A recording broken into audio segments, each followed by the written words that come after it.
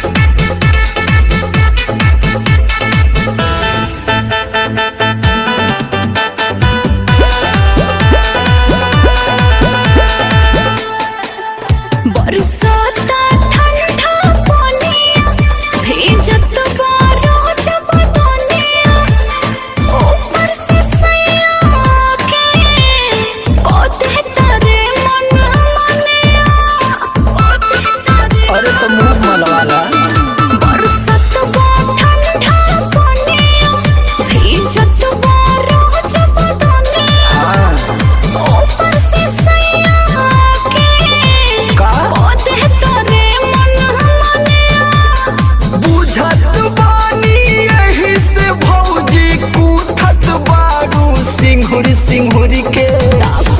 देवरु टोटे कमरिया कोइले रोपनिया ने हुर के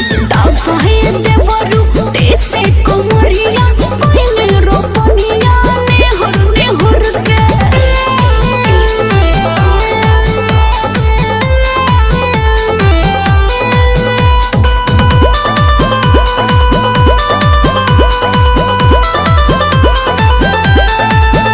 लेके आई पे दवाई पीते लो बोला गरमाई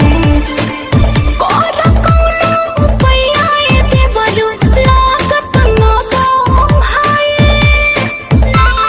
बंगलिया के भलिया हो लेके आई पे दवाई पीते लो बोला गरमाई कोर कोनो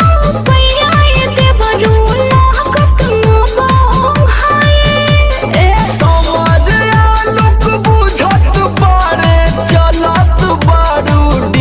डिगुरी के अगर आप चाहते हैं कि गोरखपुर एंटरटेनमेंट की वीडियो सबसे पहले आप तक पहुंचे तो लाल बटन को दबाकर चैनल को सब्सक्राइब करें और घंटी को दबाएं।